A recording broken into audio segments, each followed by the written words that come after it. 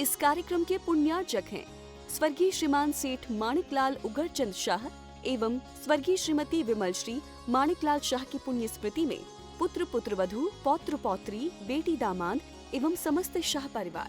ओम नमः श्रीभ्य नमः श्रीवर्धमानाय निर्धूतकलिलात्मने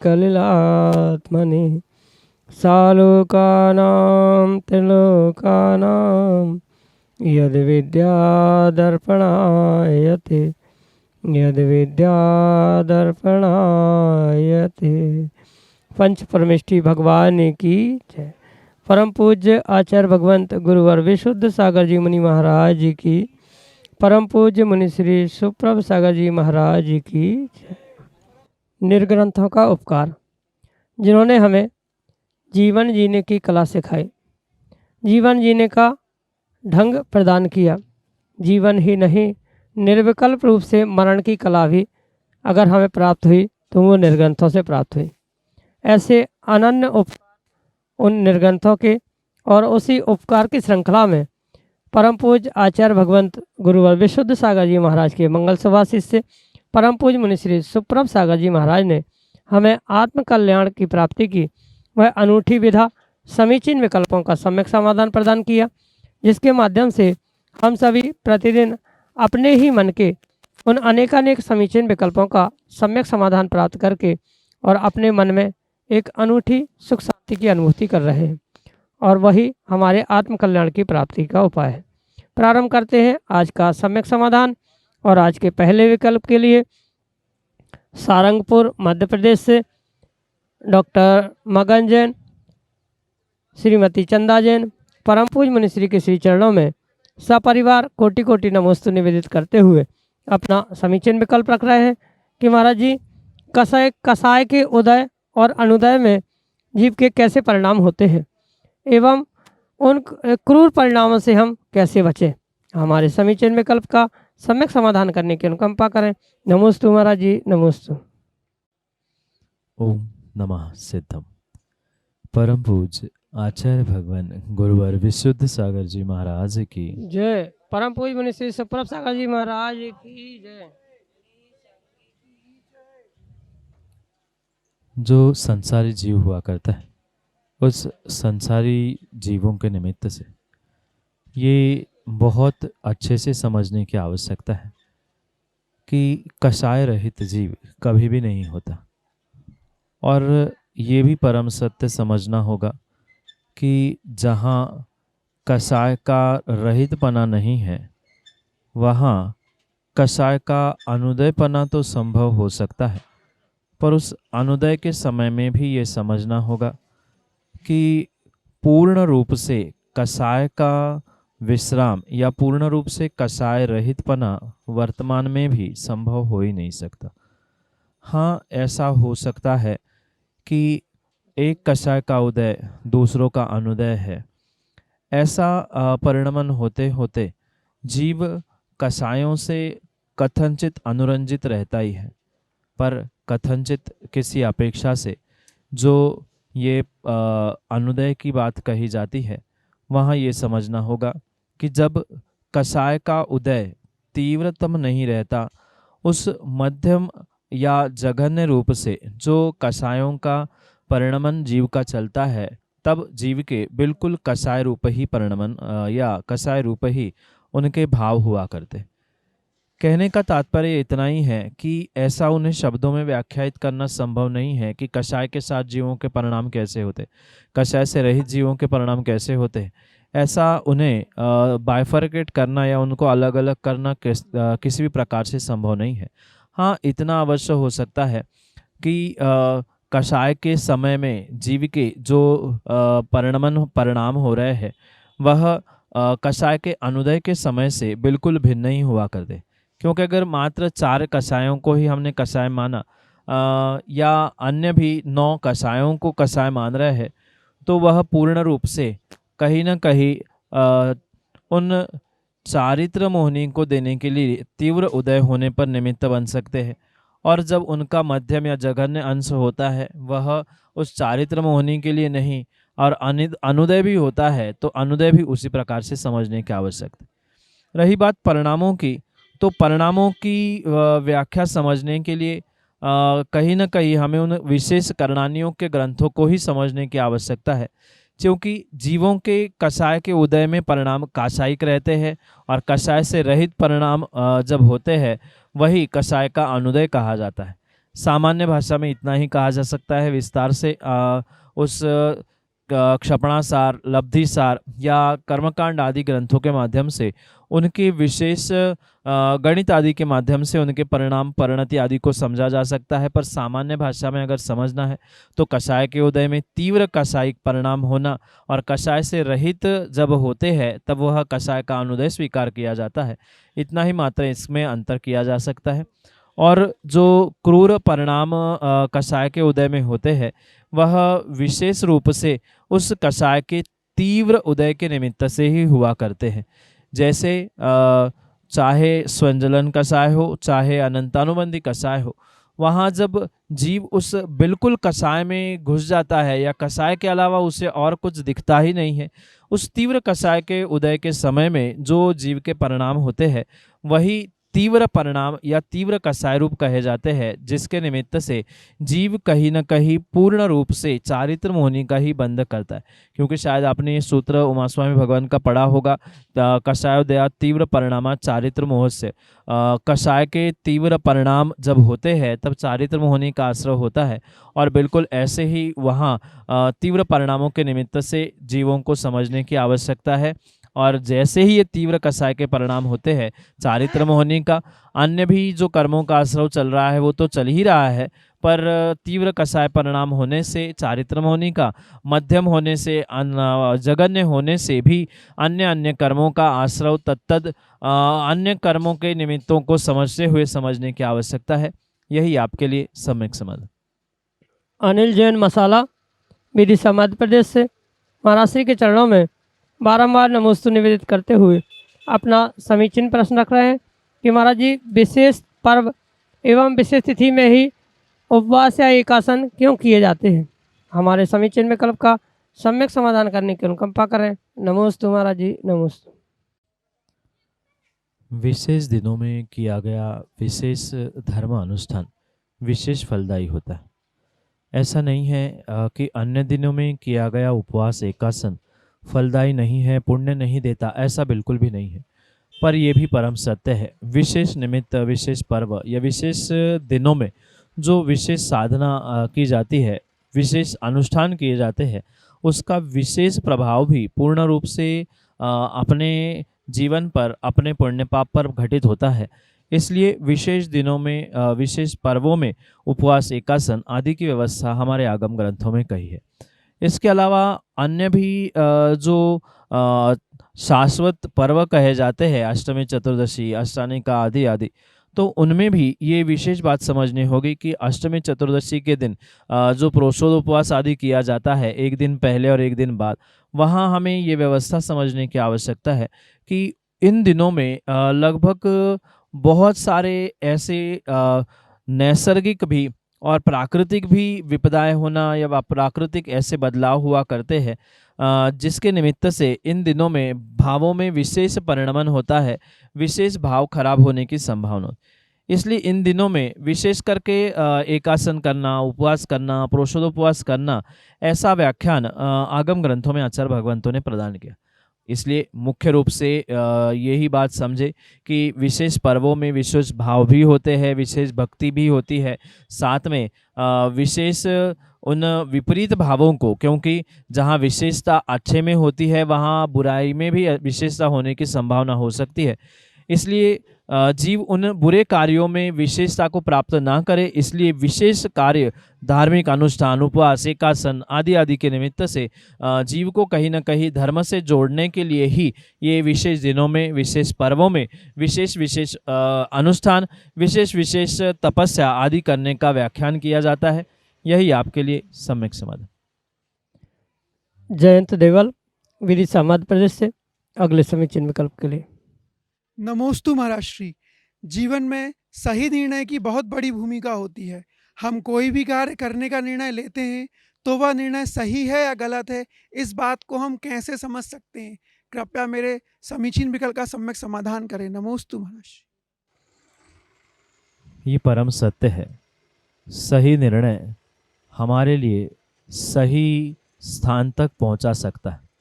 ऐसा कहा भी जाता है कि सही समय पर सही कार्य का चुनाव करना बहुत सारी चुनौतियों से बचाया जा सकता है। पर ये भी परम सत्य समझना होगा कि बिना चुनौतियों के सही चुनाव भी जीवन में संभव नहीं हो सकता। कहने का तात्पर्य इतना ही है कि हम ये सोचे कि हम जीवन के पहले ही या परिस्थिति कुछ बनने के पहले ही बहुत अच्छा चुनाव कर ले या बहुत अच्छा निर्णय कर ले, सही निर्णय कर ले जिससे आने वाला पूरा समय ही सही हो जाए। ये पूर्ण रूप से जीवन में प्राप्त हो ही, सफलता को आप प्राप्त करो ही, ये ज़रूरी नहीं हो सकता। इसके पीछे ये विशेष बात समझने योग्य होती है कि कुछ जो फ्यूचर होता है वह अनप्रेडिक्टेबल होता है, हमारे लिए अनजान के रूप में होता है। और इसलिए ये समझना कि हम कितना ही सही निर्णय करें पर ज़रूरी नहीं है कि तद कार्य के लिए हमारा पुण्य पाप कैसा है।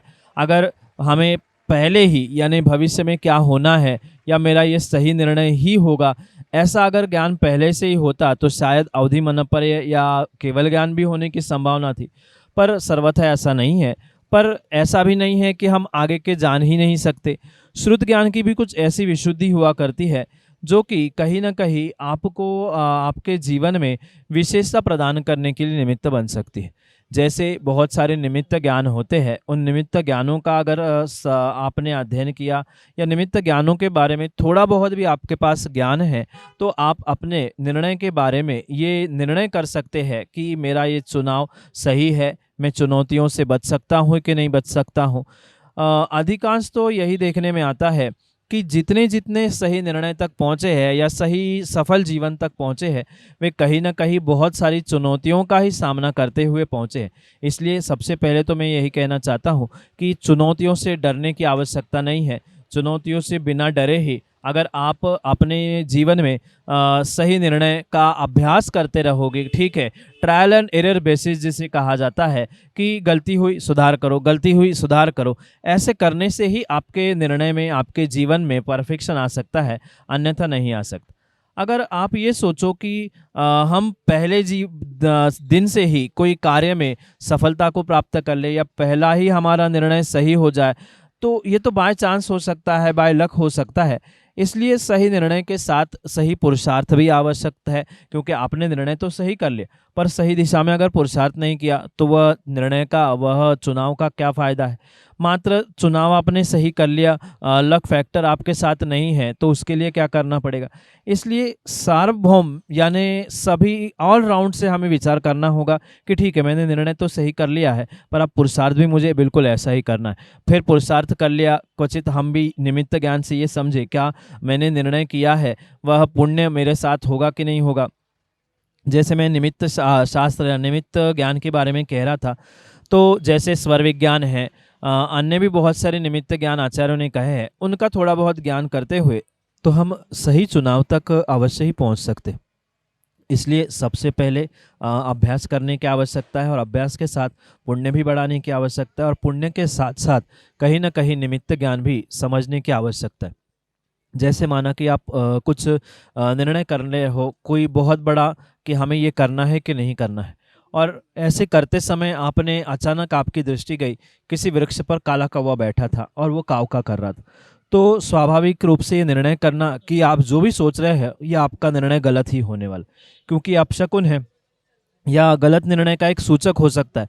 इसलिए परम सत्य तो यही समझे, ऐसे छोटे मोटे निमित्त शास्त्रों को, निमित्त ग्रंथों को या निमित्त शास्त्रों को गुरु आदि के माध्यम से समझने का प्रयास किया जाए, जिसके कारण से आप ये निर्णित कर सकते हैं कि यह मेरा मार्ग सही है कि नहीं है। जैसे आप चल रहे थे, कहीं लक्ष्य तक पहुँच रहे थे, वहाँ लक्ष्य तक पहुँचते पहुँचते किसी बिल्ली ने रास्ता काट लिया, तो हम ये सोचे, अगर सीधे हाथ से उल्टे हाथ की तरफ वह बिल्ली चली गई है तो उस कार्य में कभी आपको सफलता नहीं मिल सकती। वही अगर बिल्ली उल्टे मार्ग से सीधे मतलब उल्टे हाथ से सीधे हाथ की तरफ जा रही है तो ये सोचना हो सकता है, संभावना कुछ अंशों में ज़रूर हो सकती, क्योंकि 100% प्रिडिक्ट करना समझना ये वर्तमान में छद्मस्त शुद्ध ज्ञानियों का काम नहीं है। पर हम ये निमित्त ज्ञानों से समझ सकते हैं। बहुत सारे ऐसे निमित्त और भी हो सकते हैं जिसके निमित्त से माना कि आप कई कार्य का निर्णय कर रहे थे और अचानक कोई ने आपके बिल्कुल सामने आके छींक लिया, आप पक्का मान लेना उस कार्य में आपकी हार होनी ही होनी है। कोई पीछे छींक रहा है, कोई दाएं बाएं, तो इन सब निमित्त ज्ञानों को समझते हुए हम अपने निर्णय को करते समय ये समझे, माना कि निर्णय करते समय आपकी दाईं आंख फड़क रही, बाईं आंख फड़क रही है, या थोड़ा सा उसमें कुछ स्पंदन हो गया, तो उससे भी समझ में आ सकता है कि हम सही निर्णय तक पहुंच रहे हैं कि नहीं। ऐसे निमित्त ज्ञानों से भी स्वर विज्ञान है, ऐसे अनेक ज्ञानों से हम निर्णय करते हुए अपने चुनौतियों का सामना करते करते ही ट्रायल एरर से ही सत्यता तक पहुंच सकते हैं। यही आपके लिए सम्यक समाधान। संयम जैन विदिशा मध्य प्रदेश से अगले समीचीन विकल्प के लिए। नमोस्तु महाराज जी, नमोस्तु महाराज जी। मेरा प्रश्न ये है, गुणस्थान क्या होता है? ये कहते हैं कि ये कसाय इस गुणस्थान में जाकर छूटेगी कैसे, ऐसा क्यों? मेरा सम्यक समाधान करें। नमोस्तु महाराज जी। जीव की जो कषाय और योग के निमित्त से प्रवृत्ति हुआ करती है, स्थान विशेष हुआ करता है, उसे ही आगम में आचार्य भगवंतों ने गुणस्थान कहा है।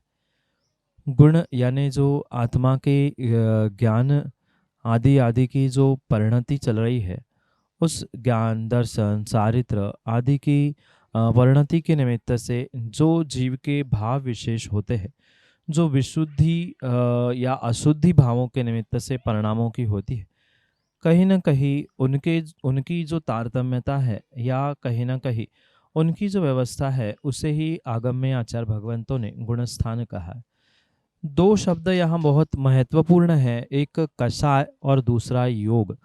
जो 4 कषाय या 25 कषाय कही गई है, ये 25 कषाय और मन वचन काय या 15 योग जो कहे गए हैं, इन कषाय और योगों की परिणति के निमित्त से जीव के जो भाव, जीव के जो विशुद्धि स्थान बनते हैं, उनको ही पूर्ण रूप से गुणस्थान ऐसा कहा जाता है। ये कोई स्थान, द्रव्य, क्षेत्र आदि के निमित्त से नहीं है, अपितु ये गुणों का, भावों का स्थान निर्धारित किया जाता है, जिसके माध्यम से जीव कितना ऊंचाई तक पहुंचते हुए भगवत्ता तो प्राप्त करने वाला हो सकता है, भगवान कब बनेगा, अरिहंत सिद्ध कब बनेगा, आदि भावों को यहाँ पर समझाने का प्रयास गुणस्थान शब्द के माध्यम से किया जाता है। और ये भी परम सत्य समझे कि जैसे जैसे जीव ऊपर ऊपर पहुंचता है, मतलब गुणस्थान चढ़ता है, गुणस्थान बढ़ाता है, अपनी भावों की विशुद्धि बढ़ाता है, वैसे ही क्रम क्रम से वह पहले गुणस्थान से 14वें गुणस्थान तक और 14वें गुणस्थान तक से 14वें गुणस्थान को छोड़कर गुणस्थानातीत ऐसे सिद्ध अवस्था को प्राप्त करते। वहाँ पर ये बात समझे कि 10वें गुणस्थान तक कषाय होती है और 10वें गुणस्थान में जो लोभ कषाय है, उस लोभ कषाय का भी नाश करते हुए जीव 11वें या 12वें गुणस्थान में पहुंचता है और भगवान बनने का पक्का जो मार्ग है उसे प्राप्त कर लेता है। फिर जब कषाय विलीन हो जाती है, तब वहाँ अभी योग का नाश नहीं हुआ है। 10वें गुणस्थान तक कषाय और योग इसके निमित्त से गुणस्थान बनते हैं और 10वें गुणस्थान के बाद में मात्र और मात्र योगों के परिणमन के निमित्त से ही जो जीवों के भाव परिणाम हो रहे हैं, उसको ही आचार्य भगवंतों ने गुणस्थान कहा है। 10वें गुणस्थान के बाद में 10वें गुणस्थान तक योग और कषाय के निमित्त से गुणस्थान बनते हैं और उसके आगे यानी 11वें, 12वें, 13वें और 14वें गुणस्थान में कुछ कुछ योगों की जो परिणति है, उस योगों के परिणति और योगों की परिणति से होने वाले आत्मा के परिस्पंदन परिणाम को ही वहाँ गुणस्थान कहा है। इसी प्रकार से उस कषाय के रहित होने की और गुणस्थान आदि की व्यवस्था को समझने की आवश्यकता है। यही आपके लिए सम्यक समाधान। चौधरी कमलचंद जैन राहतगढ़ मध्य प्रदेश से अगले समीचीन विकल्प के लिए। नमोस्तु महाराज जी, नमोस्तु महाराज जी, नमोस्तु। हे स्वामी, प्रतिमा क्यों लेना चाहिए और प्रतिमाओं का स्वरूप क्या है, इसको बताने की कृपा करें। आचार्य भगवंतों ने श्रावकों के लिए जो 11 प्रतिमाओं का व्याख्यान किया है, वह पूर्ण रूप से कहीं न कहीं उन्हें एक देश मोक्ष मार्ग पर चढ़ने के लिए निमित्त कहा गया। जब तक वह श्रावक अवस्था में इसको प्राप्त नहीं होते, यानी प्रतिमाओं को धारण नहीं करते, तब तक किसी भी प्रकार से वह मोक्ष मार्ग को प्राप्त करने की संभावना नहीं हो सकती।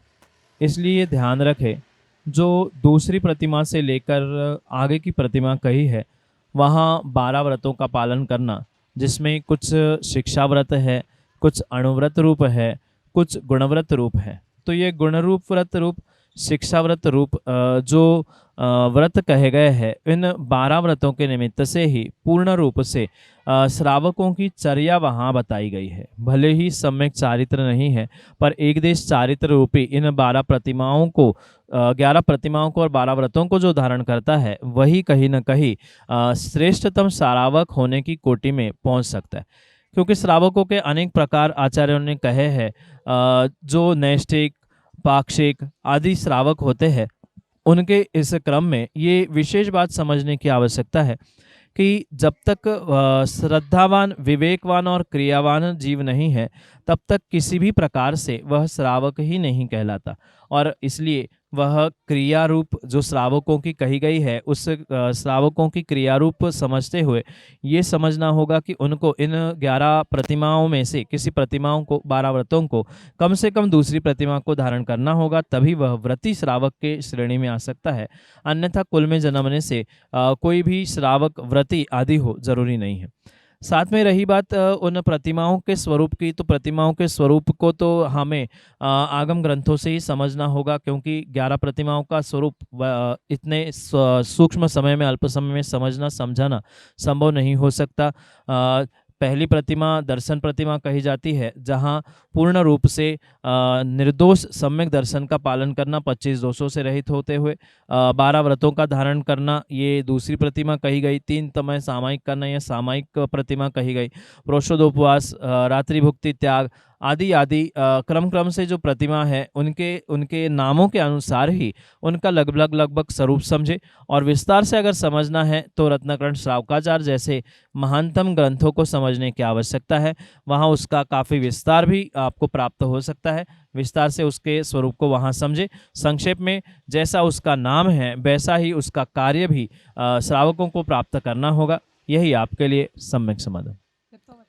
श्रीमती संध्या जैन, महावीर ट्रेवल्स, विदिशा, मध्य प्रदेश से अगले समीचन विकल्प के लिए। महाराज श्री नमोस्तु नमोस्तु नमोस्तु। हमारे ससुर जी ने माता जी की पिच्ची ली थी, अब उसका झरण हो रहा है, उसका क्या करें, कृपया समाधान करें महाराज। नमोस्तु नमोस्तु नमोस्तु। जो ये संयम उपकरण पिच्छे आदि ग्रहण किया जाता है, वह कहीं न कहीं तीव्र पुण्य के उदय से ही जीवों को प्राप्त होता है। ये अवश्य समझे कि वह ऐसी वस्तु है जो कुछ सालों बाद नियम से क्षरित होना, झरना, ये तो स्वाभाविक रूप से उसमें देखा ही जाता है। अगर उसे व्यवस्थित रखा है तो वह वास्तव में 25-30 वर्ष तो बहुत आराम से चलती है। पर हो सकता है कुछ अन्य कारणों से भी अगर उसका झड़ना बहुत जल्दी से प्रारंभ भी हुआ है, तो ये ध्यान रखें, जब तक झड़ रही है, बहुत बिल्कुल ही उसकी स्थिति खराब नहीं हो रही है, तब तक घर में रखने में कोई दोष नहीं है।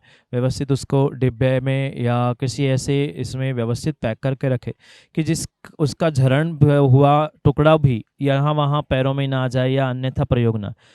उसके अलावा भी अगर कुछ समय बाद ये लग रहा है कि अब उसमें कुछ बचा ही नहीं है, तो ऐसे समय में किसी पेड़ में या कहीं जंगल आदि में उसको जाके टांगने की आवश्यकता, क्योंकि अगर उसको पानी में बहा दिया जाएगा तो कहीं ना कहीं वहाँ के जीवों को वो घात हो सकता है, या वो कोई खा लेगा तो उसको कोई नुकसान पहुँच सकता है।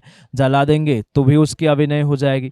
इसलिए अगर हमें ये लग रहा है कि घर में रखने की अब उसकी अनुकूलता नहीं बची, मात्र उसकी डंडी ही बची है या धागे ही बचे हैं, पंख सब बिखर गए हैं, तो ऐसे समय में उस पुरानी पिच्छी को कहीं जंगल में, कहीं पेड़ में, कहीं बगीचे में जाकर टांग दिया जाए, जिससे घर में भी कोई विकल्प नहीं हो और वहाँ वह जैसा अपना स्वयं का परिणमन होता रहेगा वैसा स्वयं के परिणमन से नष्ट हो जाएगी।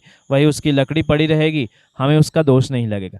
अगर कहीं ना कहीं हम जलाते हैं, पानी में सिराते हैं, तो ये पक्का मानना कि उसके निमित्त से आपको दोष अवश्य लग सकता है। इसलिए उसे पानी में सिलाने से, जलाने की अपेक्षा से जैसे ही वो बिल्कुल कार की नहीं बचेगी तो उसे पूर्ण रूप से जंगल में जाके टांग दिया जाए। उससे आपके दोषों से भी बच सकते हैं, उसका उपयोग भी हो गया, सब कार्य हो जाएंगे। यही आपके लिए सम्यक समाधान।